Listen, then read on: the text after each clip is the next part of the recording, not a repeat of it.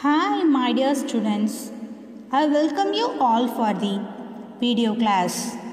Today I am going to teach you History Chapter 9, Traders, Kings and Pilgrims. In this chapter we will discuss how to find about trade and traders, then new kingdoms along the coast, then the story of Silk Route, then the spread of Buddhism, then the quest of the pilgrims, then the beginning of Bhakti. This chapter mainly describes about the traders, then kingdom along the coast, then Silk Route, then the spread of Buddhism, then pilgrims and the beginning of Bhakti, isn't it? Then about the traders used to carry fine potters from the places they were made. Clear children? Then we'll discuss the traders used to carry the fine potters from the places they were made, then how new routes were explored by them and so on. We will discuss about these and all. Clear children?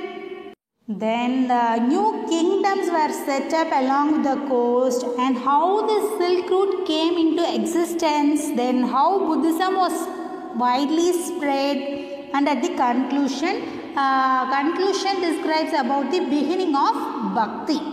Clear children? Do you understand so far what I am conveying? This chapter describes about what are the things, children? Yes, first one is traders, then kingdoms along the coast, then Silk Route, then the spread of Buddhism, then pilgrims and the beginning of Bhakti. About traders, what we explained? About traders are used to carry the fine potters from the places they were made and how new routes were explored by them and so on. Then the new kingdoms were set up along the coast and how the Silk Route came into existence and how Buddhism was widely spread, and at the conclusion it describes the beginning of what? Yes, beginning of Bhakti. Clear children? Students, at first we will discuss about how to find out about trade and traders. Students, already read in the previous chapter that fine pottery. What is meant by fine pottery, children? It is nothing but bowls, plates. These are called as fine pottery. That fine pottery were found from several archaeological sites throughout the subcontinent. Clear? These fine potteries were made by traders, carried by traders from the places they were made to sell them at other places. Are you understand, children, what I am telling? The traders were carried by the potteries were carried by the traders from the places they were made and to sell them at different places. Clear? Then South India was famous for gold, pepper and precious stones. Then in the Roman Empire, pepper was valued so much, so it is called as black gold. Which is called black gold, children? Yes, pepper. In the Roman Empire, pepper was valued so much, so pepper is known as black gold. Clear children? The potteries were carried by the traders from the place they were made to sell them at other places. Then the South India was famous for gold, then spices, especially what? Pepper. Clear? Pepper. Then precious stones. South India is famous for precious stones also. In the Roman Empire, pepper was valued so much, so it is known as, which is known as, children? Pepper is known as black gold. So, traders carried many of these goods to Roman ships across the sea. Clear? traders carried many of these goods to Rome in ships across the sea and by land in caravans. Then several sea routes were explored by traders, and some of these followed by coast. There were others across the Arabian Sea and Bay of Bengal, where sailors took the advantage of these monsoon winds to cross the seas more quickly. Are you understand, children? Several sea routes were explored by traders. Clear? First one is what? Several sea routes were explored by traders, and some of these followed by the coasts. Then there were others also across the Arabian Sea and Bay of Bengal, where sailors took the advantage of the monsoon winds to cross the seas more quickly. Are you clear, children? How to find about trade and traders? Are you clear? Once again, I will repeat. The potteries were carried by the traders from the places they were made to sell them at other places. Clear? Then which is famous in South India? South India is famous for gold, then pepper and precious stones. In Roman Empire, pepper was valued so much, so it is considered as pepper is considered as a black gold. Clear? Then the traders carried many of these goods to Rome in ships across the sea and by land in caravans. Then several sea routes were explored by traders, and some of these followed by the coast also. Then there were others across the Arabian Sea and Bay of Bengal, where sailors took advantage of the monsoon winds to across the seas more quickly. Clear, children? We'll move on to the next one. Next one is new kingdoms along the coast. In this topic, we will discuss about the coastal line. First, the southern half of the subcontinent was marked by a long coastal line and with the hills, plateaus and river valleys. Clear, children? The southern half of the subcontinent was marked by what? Marked by a long coastal line, along with that hills, plateaus and river valleys. Clear? Then the Kaveri was the most fertile among the river valleys. Then chiefs and kings become rich and powerful who control the river valleys and the coast. Kaveri was the most fertile among the river valleys. The chief and the kings become rich and powerful who control the river valleys and the coast. Then the Sangam poems mention the Muvendar, a Tamil word meaning is three chief, used for the head of three ruling families. So what are the children? Already you may know that. What are they? The Cholas, the Cheras and the Pandyas, who became powerful in South India around 2300 years ago. The Sangam poems mention the word Muvendar. What is the meaning for the Tamil word, children? Yes, three chiefs. Clear? What does mean that? Used for the head of three ruling families. What are they? The Cholas and the Cheras and the Pandyas, who became powerful in South India around how many years? 2300 years ago. Clear? Each of the three chiefs had two centers of power. What are the children? One inland and one on the coast. Each of the three chiefs had two centers of the power. One is inland and another one is coast. Clear? Okay, students, at first we will discuss about the Chola kingdom. Chola kingdom was the most famous among the three other kingdoms. Then it was in the Kaveri Delta. It covered with the modern districts of Tanjavur and Tiruchirappalli in Tamil Nadu. Among the 6 cities, 2 were most important. Puhar or Kaveripatnam was a large port and trade center of the Cholas. That's all about the Cholas. Next one is Pandyas.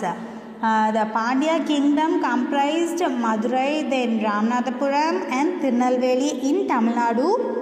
Madurai was the capital of the Pandyas. Instead of regular taxes, the chief demanded and received gifts from the people. The Pandya rulers were great patrons of art and literature. They arranged the great literary assemblies at Madurai. This kingdom was also famous for its pearls. They used to go on military expeditions to collect tribute from neighboring areas. Some of the wealth they kept for themselves, and the rest they are distributed among their supporters, including the members of the family, members of their families, then soldiers and the poets. Many poets' compositions were found in the Sangam collections, who were awarded the precious stones, gold, then horses, elephants, chariots and fine cloths. Next we'll see about the Cheras. Chera kingdom comprised the present day Kerala and the some parts of Tamil Nadu, especially the Karur Vanji was its capital. It was situated on the banks of the river. Then Amaravali, that is a tributary of the river Kaveri. The most powerful Chera king was Senkutuvan. Do you know the children? The Chera kings encouraged trade. This kingdom was famous for its buffaloes, jackfruit, pepper, turmeric, then precious stones, silk, and so on. Around 200 years later, a dynasty known as Satavahanas became powerful in Western India. What is the name of the dynasty, children? Satavahanas. Clear? The Satavahanas were the most important successors of the Mauryas in the Deccan plateaus. He ruled between AD 106 and AD 130. His kingdom covered with the Upper Godavari Valley, then Maharashtra, Karnataka, Andhra Pradesh, then Gujarat, and so on. And the northern parts, especially northern parts of the Tamil Nadu. The most important ruler of the Satavahanas was Gautami Putra Sri Satakarni, who is called as the famous important ruler in Satavahanas as Gautami Putra Sri Satakarni. He and other Satavahana rulers were known as the Lords of Dakshinapada. Clear, children? Who? Gautami Putra Sri Satakarni and other Satavahana rulers were known as the Lords of the Dakshinapada, literally the route leading to the south, which was also used as a name for the entire southern region. What we discussed in this topic, children, or you understand? Once again I will repeat. The southern half of the subcontinent was marked by a long coastal line and with hills, plateaus and river valleys. Then the Kaveri was the most fertile among the river valleys. The chiefs and kings become rich and powerful who control the river valleys and the coast. Clear, children? Sangam poems mention the Tamil word what? Movendar. What does mean that? Children. As 3 chiefs used for the head of 3 ruling families. What are they? As the Cholas, the Cheras and the Pandyas, who became powerful in South India around 2300 years ago. Each of the 3 chiefs had 2 centers of power. One is inland and another one is on the coast. Clear, children? Among the 6 cities, 2 are most important. What are the cities you may know, children? Yes. One is Puhar, another one is Kaveripattinam. Puhar or Kaveripattinam, the port of Cholas. And the Madurai is the capital of the Pandyas. Instead of that, regular taxes, the chief demanded and receives gift from the gift from the people. They used to go on military expeditions to collect tribute from the neighboring areas. Then the sum of the wealth they kept for themselves, and the rest only they distribute among their supporters, including the members of their family and soldiers and poets. Many poets' compositions were found in the Sangam collections, who were awarded precious stones, then gold, horses, elephants, chariots and fine cloths. Then a new dynasty is emerged around 200 years later, a dynasty known as what? Satavahanas became powerful in Western India. Who is most important ruler in the Satavahanas dynasty, children? Yes, Gautami Putra Sri Satkarni. He and the other Satavahana rulers were known as the lords of the what? Dakshinapada. They are literally the route leading to the south, which was also used as a name for the entire southern region. Clear, children? We'll move on to next one. Next topic is the story of the Silk Route. The process of making silk was very complicated. Then the raw silk has to be extracted from the cocoons of silkworm, then spun into thread, then the woven into cloth. Clear, children? These are the process. Process of making silk was very complicated. Raw silk has to be extracted from the cocoons of silkworm, then spun into thread and then woven into cloth. At first, China only invented the technique of making silk. Clear, children? The method used by China was kept as a secret for thousands of years. People from China who went to distant lands on foot, then horseback and on camels, they carried silk with them. The path they followed came to be known as the Silk Route. Do you understand the meaning of Silk Route, children? Then the Chinese rulers sometimes send gifts of silk to the rulers in Iran and Western Asia, due to which the knowledge of silk spread further in the western side. Among the rulers and rich people in Rome, wearing silk became the fashion about 2000 years ago.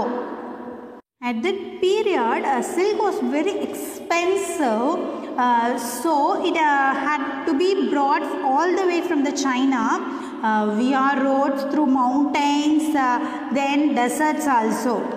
Some kings tried to control large portions of the route because they could benefit from taxes, then tributes and gifts that were brought by traders traveling along the route.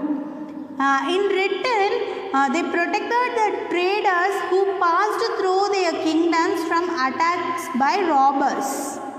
Some kings tried to control the large portions of the route because they could benefit from what? Benefit from taxes, then tributes and gifts. They were brought by traders, then traveling along the traders who traveling along the route. In return, they protected the traders who passed through their kingdoms from attacks by robbers. Then the Silk Route was controlled by the Kushanas, who ruled over the Central Asia and the Northwest India around 2000 years ago. There are two major centers of power were Peshawar and Mathura. Taxila was also included in their kingdom. During their rule, a branch of the Silk Route extended from the Central Asia down to the seaports at the mouth of the river Indus, from where the silk was shipped westwards to the Roman Empire. Do you understand, children? Once again, I will repeat the story of the Silk Route. First, we will discuss the process of making silk was very complicated.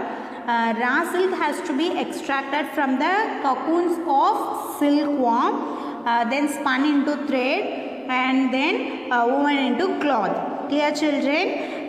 Then China first invented the technique of making silk. The methods used by China was kept as a secret for how many years, children? Thousands of years. Clear? It will ask in 1 mark also. The people from China who went to distant lands on foot, then horseback and on camels carried silk with them. The paths are followed by came to be known as Silk Route. Do you know the meaning of Silk Route, children? Then the Chinese rulers sometimes send gifts of a silk to the rulers in Iran and West Asia, due to which the knowledge of silk spread further western side.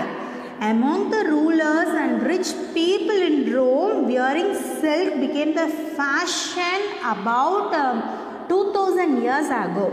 At that period, silk was very expensive as it had to be brought all the way from China via roads, then through mountains and deserts. Some kings tried to control the large portions of the route. Why? Because they could benefit from the taxes, then tributes and other gifts they were brought by traders, then traveling along the route. In return, they protected the traders who passed through their kingdom from attacks by robbers.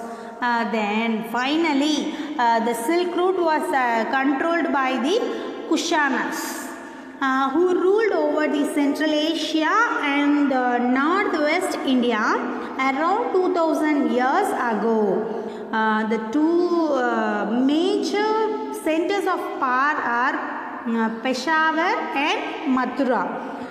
Then Taxila was also included in their kingdom. Which kingdom, children? The Kushanas kingdom. Clear? During their rule, a branch of Silk Route extended from the Central Asia down to the seaports at the mouth of the river Indus. From where silk was shipped westwards to the Roman Empire. Clear, children? We'll move on to next topic. Next one is the spread of Buddhism. The two most religions are widely followed during this period. One is Buddhism, another one is Hinduism.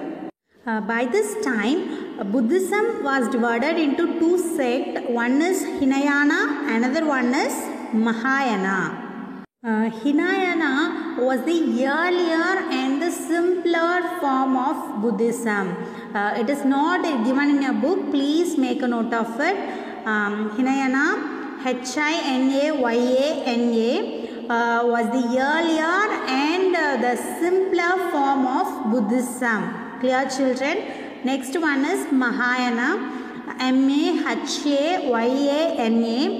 developed as a new form of Buddhism which had many rituals. These are the main introduction of Buddhism. Okay, students, next we'll discuss the spread of Buddhism. Kanishka was the most famous Kushana ruler who ruled around 1900 years ago. He organized a Buddhist council where scholars met and discussed the important matters. Ashwagosha, a poet who composed a biography of the Buddha and the Buddha Charita, lived in his court. Ashwagosha, a poet who composed a biography of the Buddha and the Buddha Charita, lived in his court. Clear, children? Which is called the new form of Buddhism, children? Mahayana. Mahayana Buddhism was a new form of Buddhism developed which had two distinct features. Earlier, the Buddha presence was shown in the sculpture by using certain signs. For instance, his attainment of enlightenment was shown by the sculpture of the peepal tree. Later, the statues of Buddha were made in Mathura and in Taxila. Then, Bodhisattvas were supported to be a person who had attained enlightenment, and after attaining enlightenment, they could live in a complete isolation and meditate in peace. But they remained in the world to teach and help other people. Children, are you understand? Bodhisattvas were supposed to be a person who had attained enlightenment, and after attaining enlightenment, they could live in a complete isolation and meditation in peace. But they remained in the world to teach and help other people. Clear? In India, Buddhism was spread to western and eastern regions, where dozens of caves were hollowed out of hills for monks to live in. Some of these caves were made on the orders of kings and queens, others by merchants and farmers, located near the passes through the Western Ghats. Clear, children?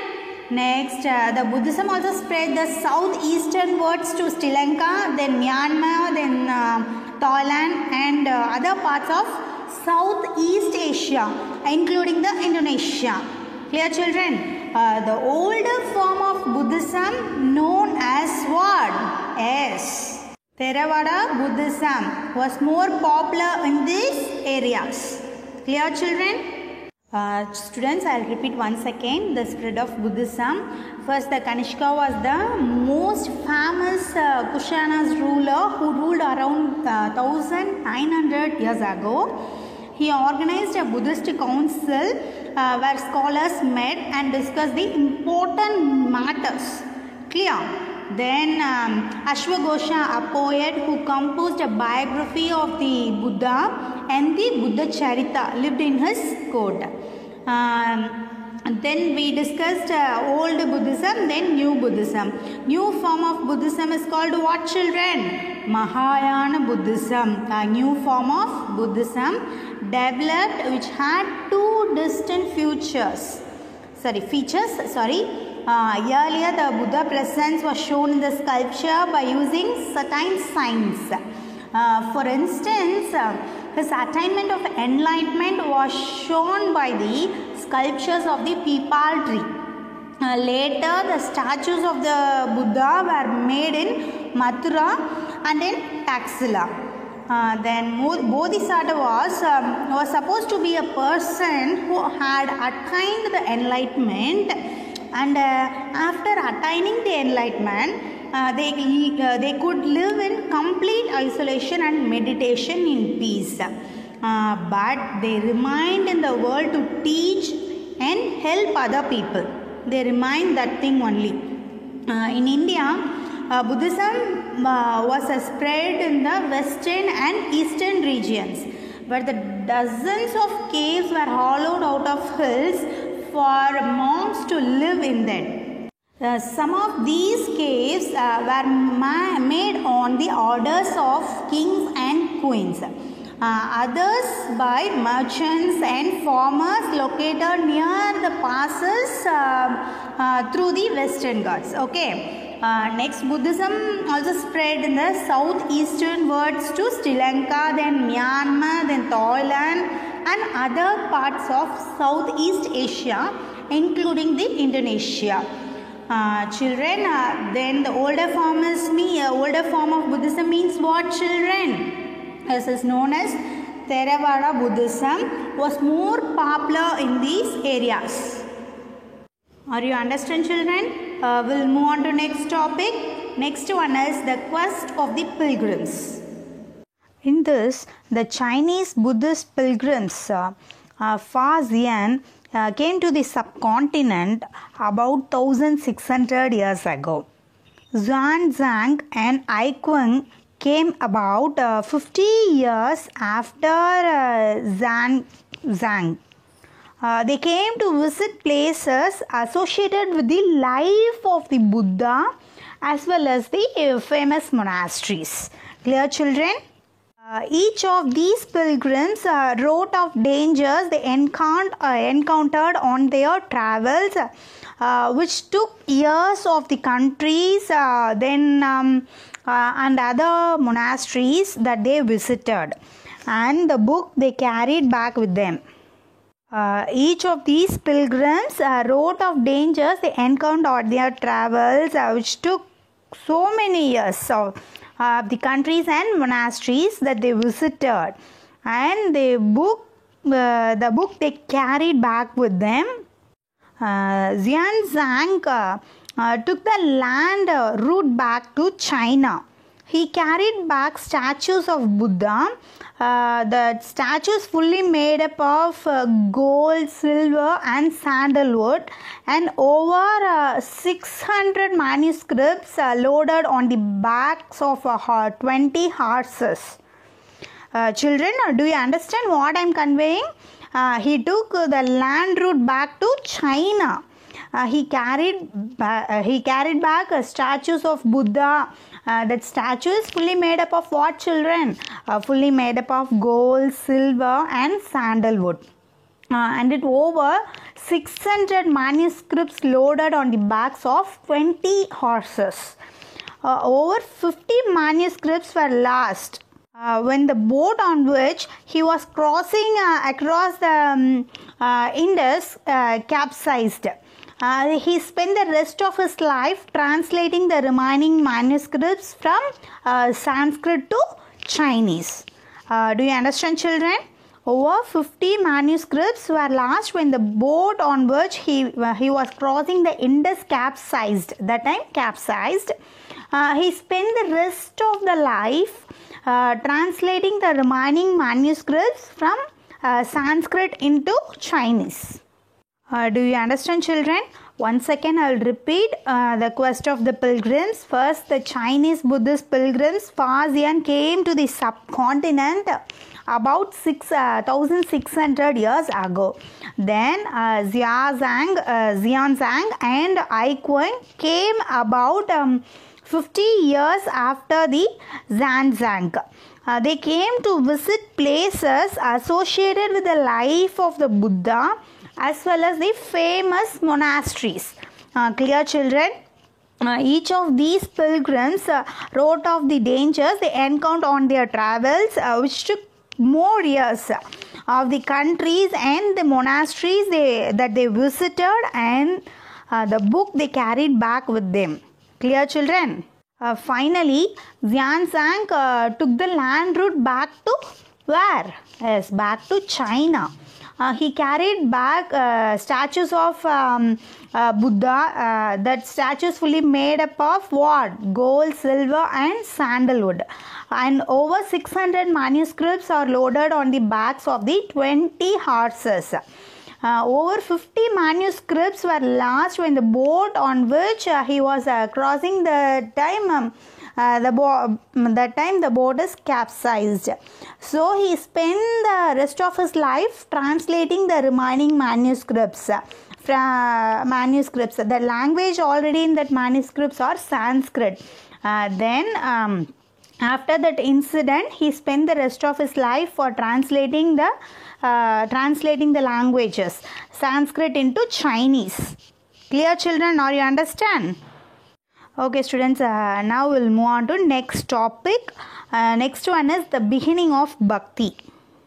During this period, the worship of certain deities like Shiva, Vishnu and goddesses such as Durga gained more importance in Hinduism. These deities were worshipped through Bhakti, an idea that became very popular. Okay, students, what is mean by Bhakti? Bhakti means a person's devotions to his or her chosen deity. Clear? In the sacred book of Hindus, the Bhagavad Gita, and the idea of Bhakti is present, which is included in the Mahabharata. In this, the Krishna God asked Arjuna, his devotee and friend, to abandon all dharmas and take refuge in him, as only he can set Arjuna free from every evil. This form of worship widely spread to different parts of the country. Or you understand, children, what I am conveying? Those who followed the system of Bhakti emphasized devotion and individual worship of God or goddesses rather than the performance of elaborate sacrifices. According to this system of belief, if a devotee worships the chosen deity with a pure heart, the deity will appear in the form in which he or she may desire. It could be thought as a human being or lion or a tree or any other form. Students, are you understand? Shall I repeat once again the beginning of Bhakti?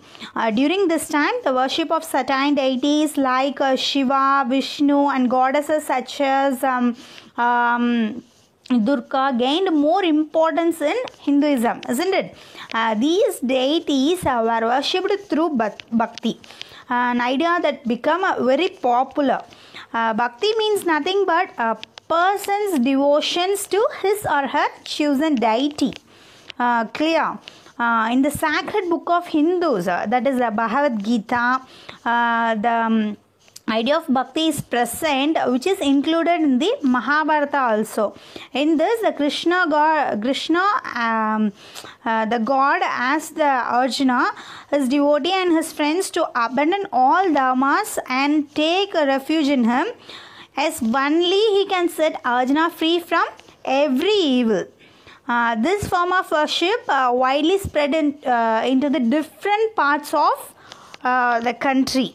Then those who follow the system of Bhakti emphasize the devotion and individual worship of God or goddesses rather than the performance of elaborate sacrifices. According to this system of belief, if a devotee worships the chosen deity with a pure heart, the deity will appear in the form in which he or she may desire that.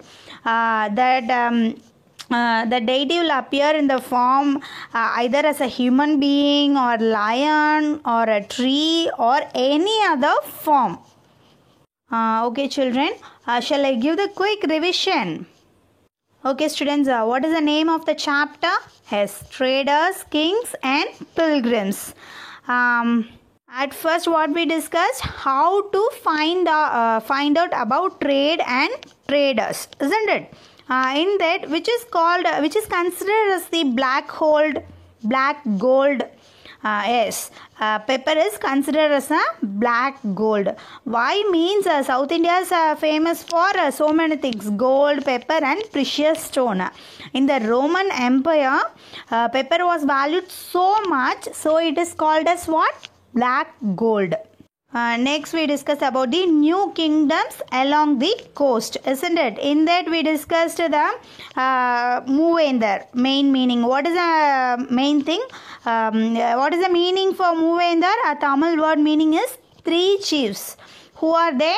The head of 3 ruling families. Who are they? I am asking. Cholas, the Cheras, and the Pandyas. Next we discuss about the story of Silk Route. What we discussed in that? Yes, first the process of making silk. Students, what is mean by Silk Route? Yes, people from China who went to distant lands on foot, horseback, and on camels carried silk with them, isn't it? The paths they followed came to be known as the what? Silk Route. Okay students, next we discuss about the spread of Buddhism. Okay, who composed the biography of Buddha and Buddha Charita? Yes, Ashwagosha. Ashwagosha, a poet who composed a biography of the Buddha and Buddha Charita. What we next, children? Yes, the quest of pilgrims. In this we discuss about the Zhang took the land route back to China, isn't it? In that he carried back statues of Buddha. That statues fully made up of what, children? Gold, silver, and sandalwood. Clear? Next, last topic. It is what, children? As the beginning of Bhakti. In that we discussed about the worship of certain deities. Who are the children? Shiva, Vishnu, and goddesses such as Durga gained more importance in Hinduism. What is mean by Bhakti? Bhakti means a person's devotions to his or her chosen deity. According to the system of belief, if a devotee worship the chosen deity with a pure heart, the deity will appear in the form in which he or she may desire. If it could be thought as a human being, lion, tree, or any other form. Okay students, I hope you all understand this chapter clearly. We'll see next video class. Thank you students.